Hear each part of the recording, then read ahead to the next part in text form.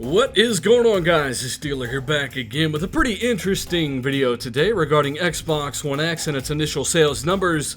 These numbers are absolutely ridiculous, and that's ridiculous in a good way if these numbers are in fact true. Now, it's important that you take this away first and foremost. This is absolutely a leak, an unsubstantiated claim, a rumor, if you will. I do not have a link in the description as any kind of source for this video. It is what it is. At most, we can talk about it in the comments. Let me know what you think of the numbers, but of course, I think they're worth talking about, especially if true. Alright, now that you've got the football-sized grain of salt in your back pockets, the numbers for the Xbox One X are absolutely astronomical, almost unbelievable, and I'm going to get into that in a minute. But according to this, they are saying the Xbox One X sold around 800,000 units, not in November, in the first 4 days of its launch.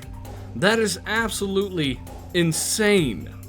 Now, we know that the Xbox One X was outperforming PlayStation 4 Pro in Europe and the States in its launch. Hardware sales for November 2017 are over 50% higher than that of November 2016 when the Pro launched. We know the thing is doing extremely well, especially given its higher markup, but I still have a hard time believing 800K, especially in 4 days.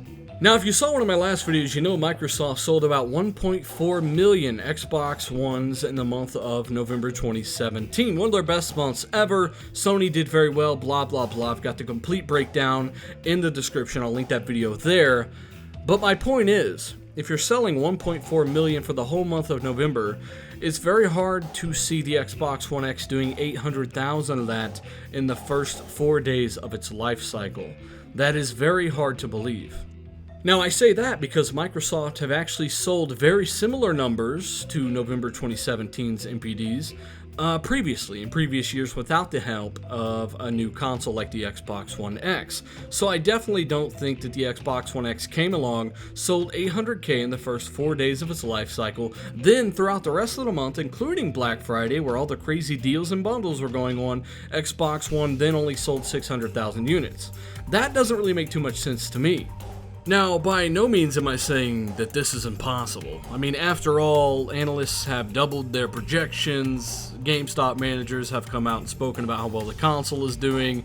It is very wide and public knowledge that the Xbox One is doing extremely well, outpacing many people's projections, and I think it deserves to do so. As an Xbox fan, I am absolutely enjoying the Xbox One X and what it brings me as primarily a console gamer.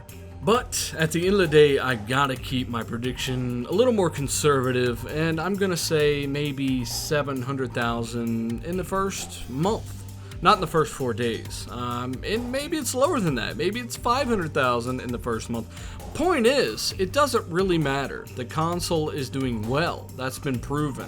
It's selling more than what people thought it would. It's outpacing the competition, as I showed earlier in the video, and I think it's meeting people's expectation. I think it's a very well put together piece of kit, and I think it deserves to go far.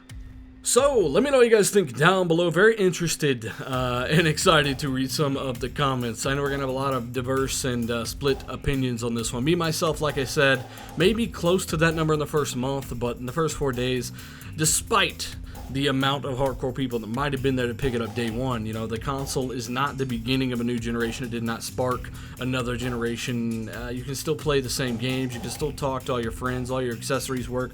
All of those are positives. But at the end of the day, every single one of them is an incentive not to get the platform if you think about it. Even though it does offer a better performance on every game and things are just better in every single way, the fact that it doesn't play new games that only that console can play means that, hey, maybe I'll just hold off. I'm fine with the Xbox One, and maybe I don't need an Xbox One X. I've heard that from several people, so let me know what you guys think down below. Great console, selling great. Also, be sure and check out Tuesday's RDX podcast. It is our last RDX podcast of 2017. Given the holiday next week, we will not be back until the first Tuesday of 2018. Very crazy, time flies. Also, if you're interested in winning some games, becoming a patron, supporting the channel, the content that you like, like. I'll leave that link in the description. Become a patron today. Get some free games. Get some options to promote your channels. Whatever you want. I tried to come up with a tier for you. And of course, I'm always open to suggestions. So, let me know what you think. I'm Diddler. Like, comment, share, subscribe for this kind of stuff. And I'm out, guys.